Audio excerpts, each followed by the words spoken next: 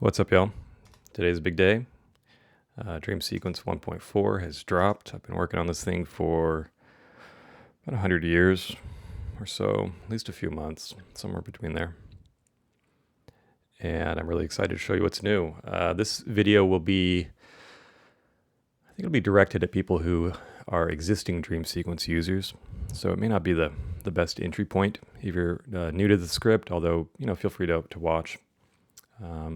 You may want to go back and watch the 1.3 video, and combined with this, it'll probably get you sorted.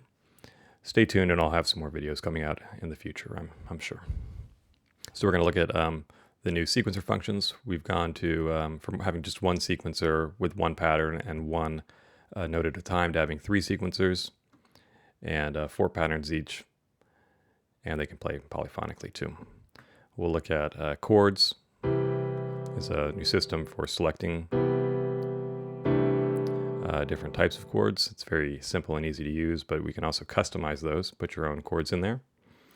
We can do something similar with scales, doing scale masking for the sequencers and harmonizers. Events have been much improved, much easier to work with. There's a system to help you keep them organized throughout the arrangement. And we'll look at some interface changes and kind of quality of life stuff too. I've also updated the documentation, so maybe just keep an eye on that. Look at the change log, which I'll be peeking at here as we do the video. There's probably more that I can cover, but there should be documentation on things. And if you see something that has not been documented, or if you have questions about it, just shoot me a note and I'll be sure to help out with that. So previously in Dreamsequence, we just had triads and seventh chords, and it was all or nothing. Pretty big limitation. Now we can just choose different chord types by holding the chord key down.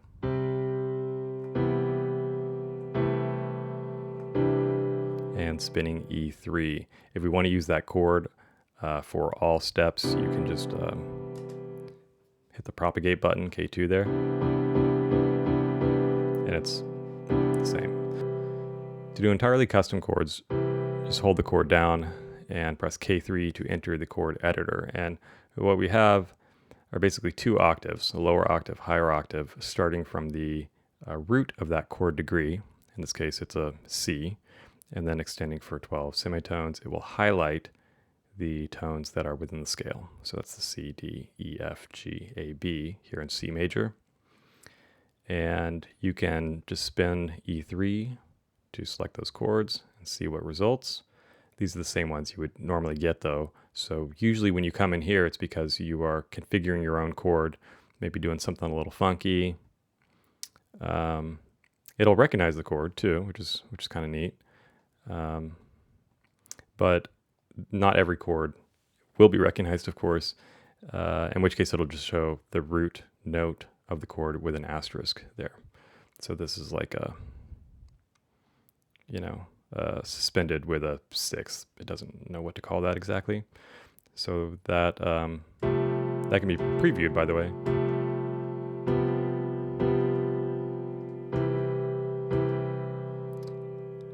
This gets a little weird when we send this chord, this custom chord, to the sequencers and harmonizers.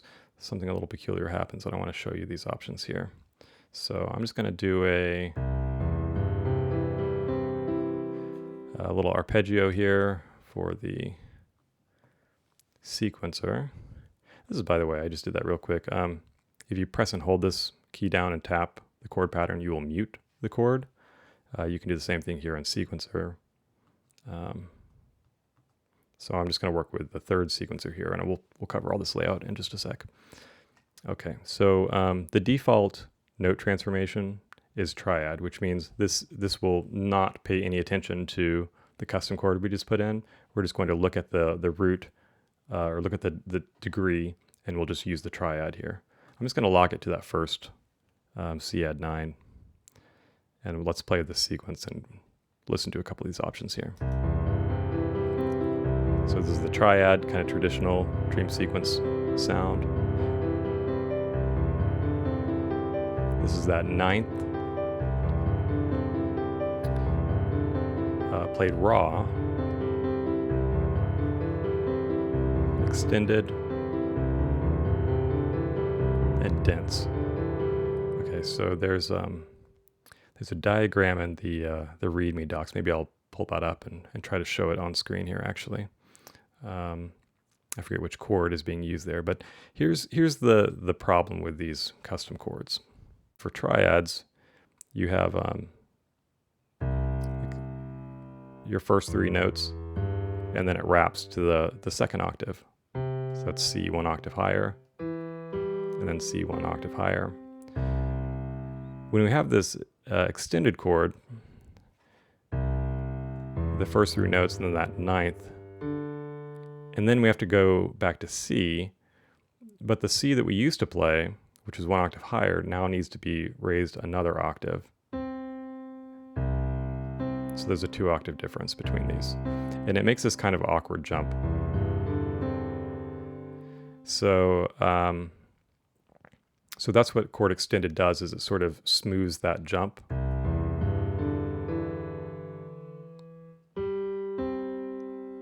And it kind of extends the sequence, the time, or the number of columns we have to go through before we get to the next octave. And let me just kind of show you visually how that works. Basically what we're doing is we're playing these intervals. And normally what happens, like when we're playing a raw chord, we go through here, it jumps up to the ninth, and then it needs to play this chord one octave higher. And that means playing it, essentially would be like up here. So we jump past all these intervals and we jump to this C 2 octaves up. And so this extension basically comes through here. It finds any intervals that are, in terms of pitch class, are higher pitched than this extended note, and it brings them up here so that we have a smaller jump from here to this transpose C. Wow, I hope that makes sense. Just listen to it. I think that the extended note option is probably the one that sounds the best to my ears, the most flexible, but technically is going to be doing some funky business with your chords. And then the last option on there, the dense option, where was that?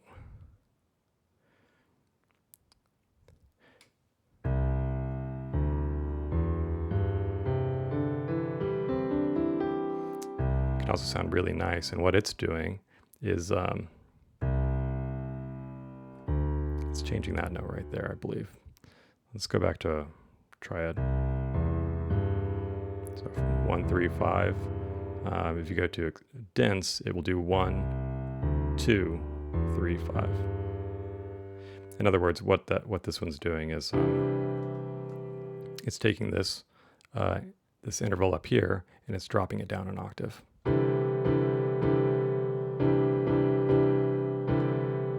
And it'll do that to any notes that are up here. This chord, it would basically play it like this.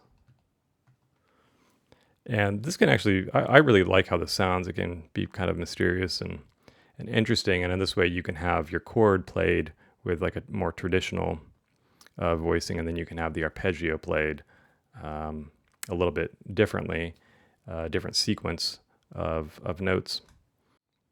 Worth mentioning that those chords are all unique to whatever song scale we're in. So if you configure a bunch of chords and then change to a different scale, you lose all those custom chords.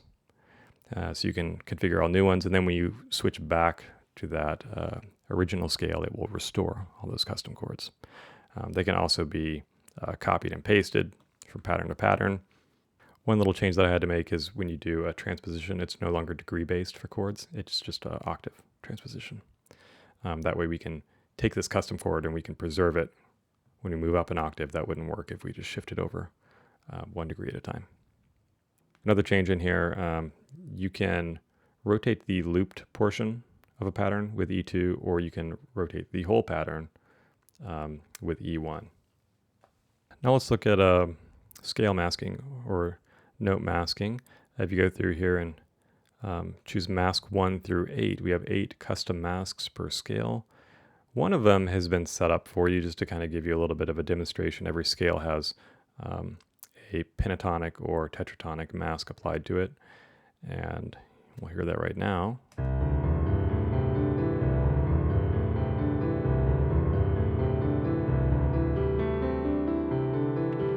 If you want to edit that, you just hold down the Seek View and K3 to enter the mask editor, where you'll see we have 8 rows. Each row is a custom mask. The first one's already filled in here, and you'll see it is a major pentatonic scale. We can change that, and you'll see that since minor pentatonic includes intervals that are outside of the selected scale, those will pulse, which you might want, or maybe you don't. Typically what you're going to be doing here is just starting with the whole heptatonic scale and then thinning things out. One of the things that I've really enjoyed is doing stuff like this. Let me see if I can find a cool one.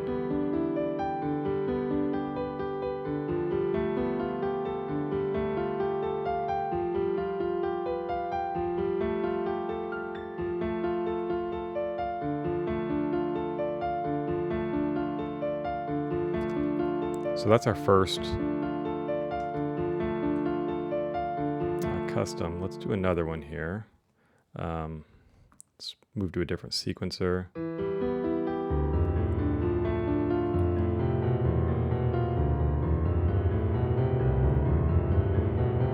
Put that up an octave. Okay, so we're using custom scale mask 2 here.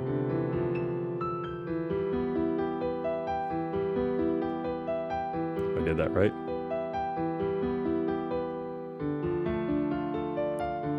So we have 2 identical patterns, but they're playing different notes.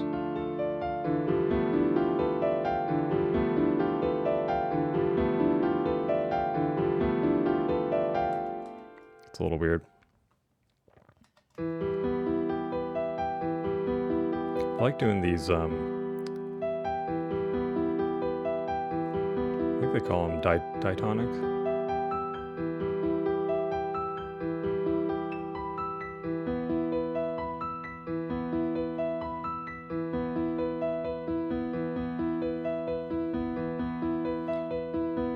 So you can have 2 overlapping sequences that never play the same notes. Never play notes in the same pitch class, that is.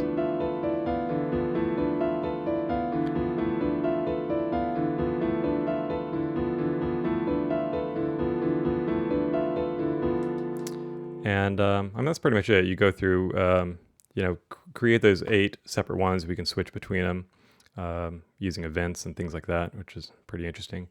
And these are available, even though you edit them by holding down the Seek key here, they are available to the harmonizers as well. So you can use that for transforming incoming MIDI or CV. The other option you have here, which is a little weird, is there's an option to play these masks with transposition. And this means that we're transposing the notes in that mask by the chord degree. So we're just kind of shifting everything up, increasing in octaves.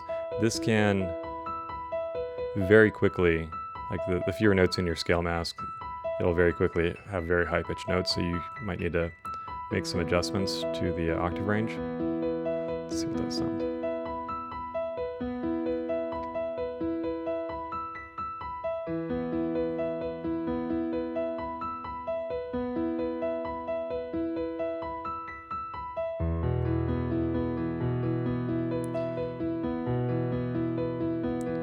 And then we wanted to bring that chord in. None of the sequence is playing the root note, so maybe what we could do is just limit the chord to play just the root note for now.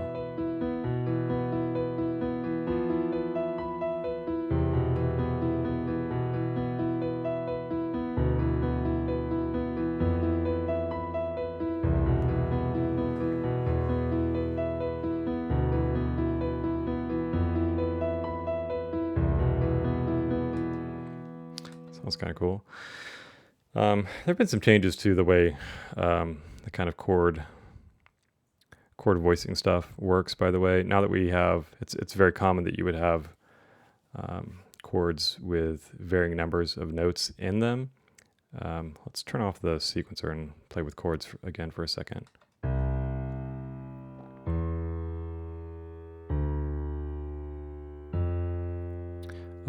So the default max notes option is range, which basically means it will play as many notes as are in that configured chord. So for, D minor, we're only going to have 3. We'll have 4 for that one, 4 for that one. I didn't catch that one. I think that'll be 4 too, yeah. So this can be a little weird if you're doing strumming, for instance, because that strum adapts to the chord division. So if this causes issues, especially when strumming or because the dynamic range is all over the place, you can change the range here from chord to something like 4. And so for those triads, it will add an extra note on top so that you have a consistent sounding strum. And you can, of course, blow that out.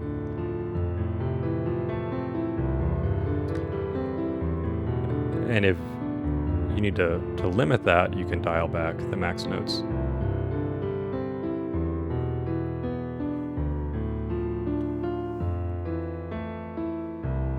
I really like to play with this inversions in the new configurable chords. You can do some kind of cool stuff. Let me turn off strumming.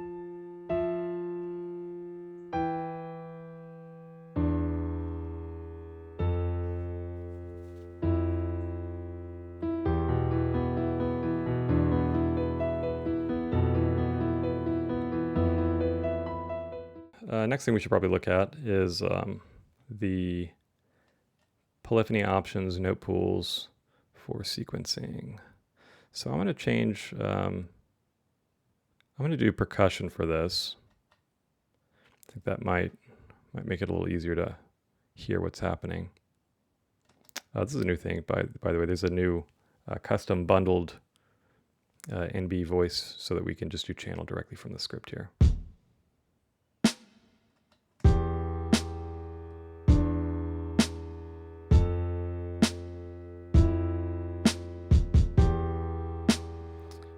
So this kit option just does a chromatic note transformation, really no transformation at all for incoming MIDI. You can use this to reprocess, like from an external drum pad or something. You can just use this option for MIDI in the MIDI harmonizer, and it'll just route this right to whatever drum voice you have. Okay, so let me try to remember which. Okay, we got some hats there. So you'll see we're configured in mono mode. We can only do one note at a time. If you go down to grid and change it from mono, we have pool, L, R, and random. I'll explain what those do here. But the main thing is these unlock the ability to enter multiple notes on one step.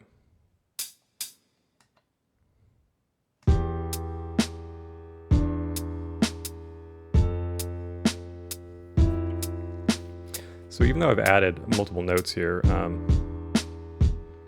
what you're hearing is that the lowest note is the one that plays, even though I have multiple notes entered, and that's because the pool type means these orders play from left to right, and the polyphony is 1, meaning only one note, only the first note plays. If I ever change it from pool R, then it starts playing these notes every step from the right, and the first note it plays, and then it ignores the rest. We can extend the polyphony out.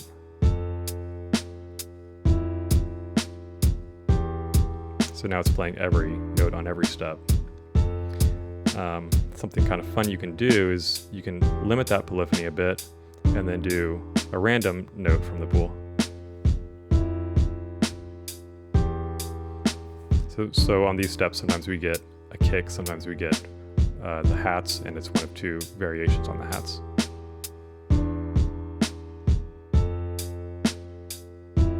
So what I like to do is have some steps where I know there's only one option, maybe, so you really emphasize that kick or the snare. But for the other ones, we'll have a bit of randomness in there, and it'll sort of alternate between the hats. Okay, so let's talk about the what's going on here. We have these three, you've probably gathered by now, three sequencers, 1, 2, and 3. And then we have 4 patterns each for those. So we can copy and paste those patterns and switch between them. So maybe I want to strip back this first pattern.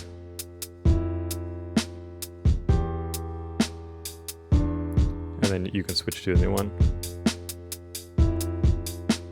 And that switching is instant here, but we can also change that using this change parameter. So it's quantized. For drums, it'd be fun to do, an instant change, because we can do stuff like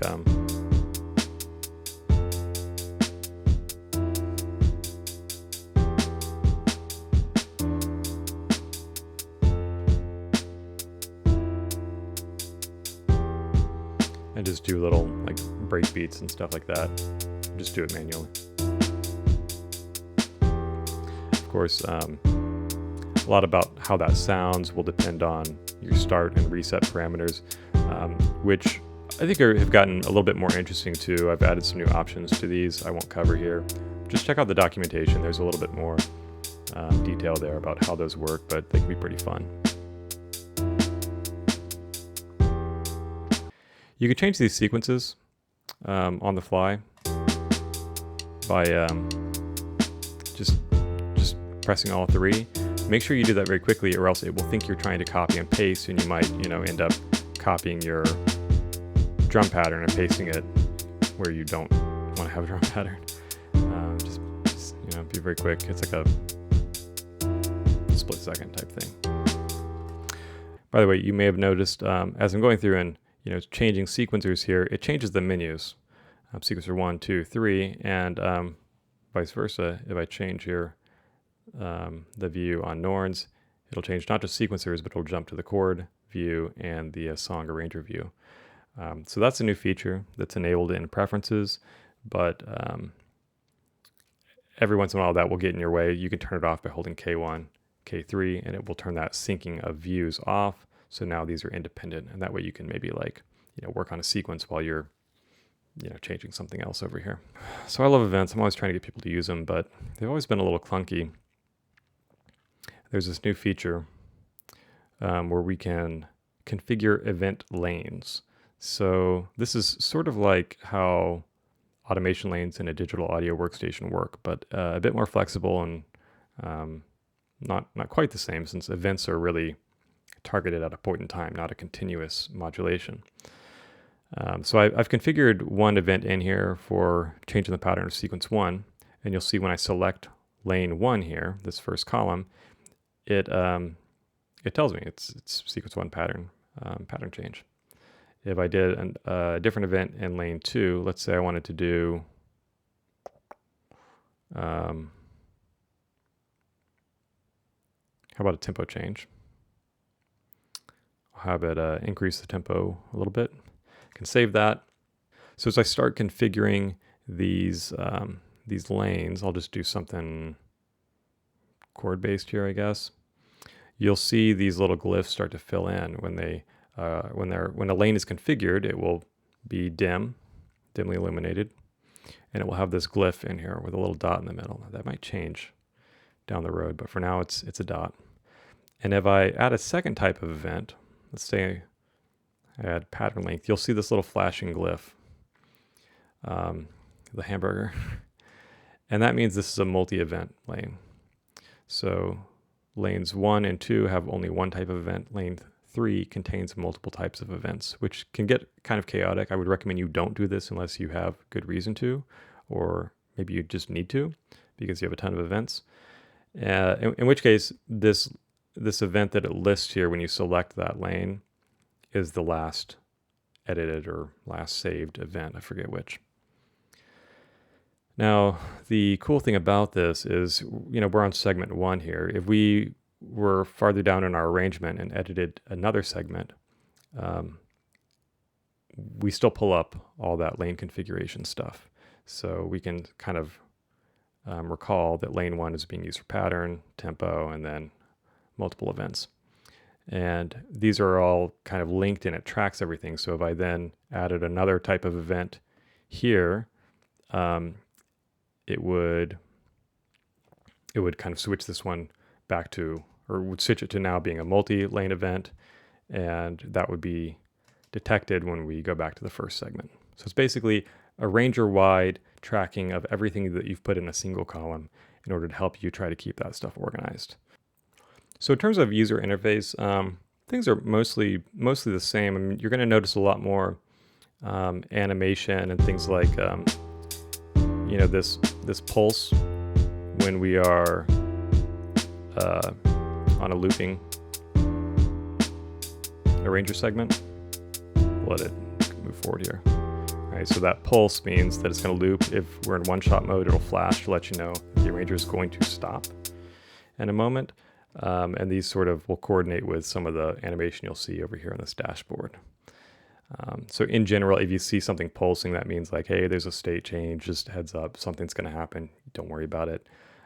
If you see it flashing, that means you might want to take action. Like maybe you're at the end of the arrangement and you weren't aware of that. It gives you a second to correct that. It'll also do things like if you've scrolled your arranger and your playhead is off screen, it'll indicate where that is, so you can just tap that and go back. Being able to scroll your arranger with E1's new too, I think.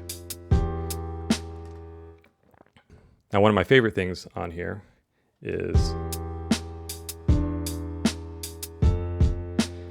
K1. K1 is now used to defer edits. So if I change the scale while holding K1, you'll see this little dash show up. That's going to change in the future. It means that change will not be applied until I lift my finger.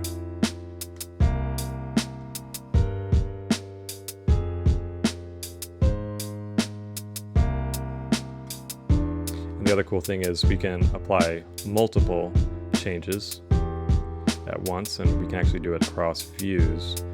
Maybe I want to add a note, do a little tempo change, and change the scale. You can do all that at once, like a little mini event.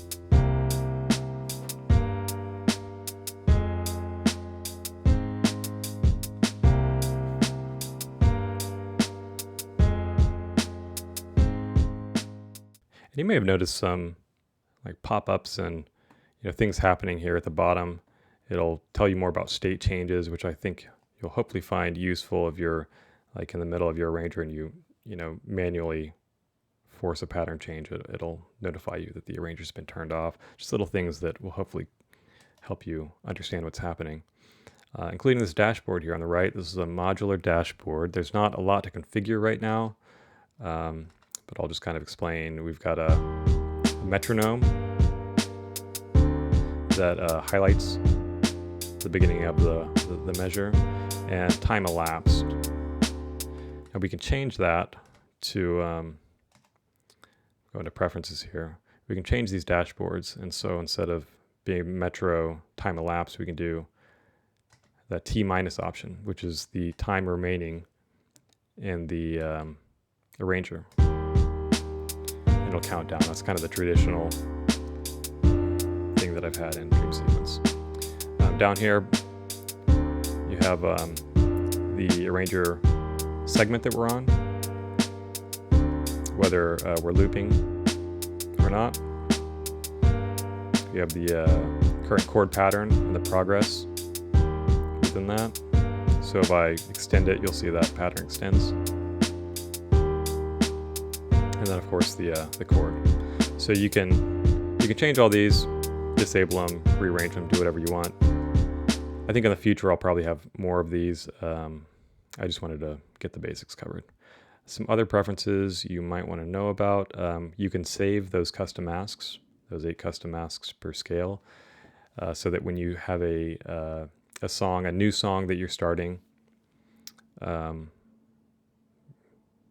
assuming default song is set to new and not template or last preset, it will already have those masks populated for you. Sync fuse is that K1 and K3 thing I was talking about.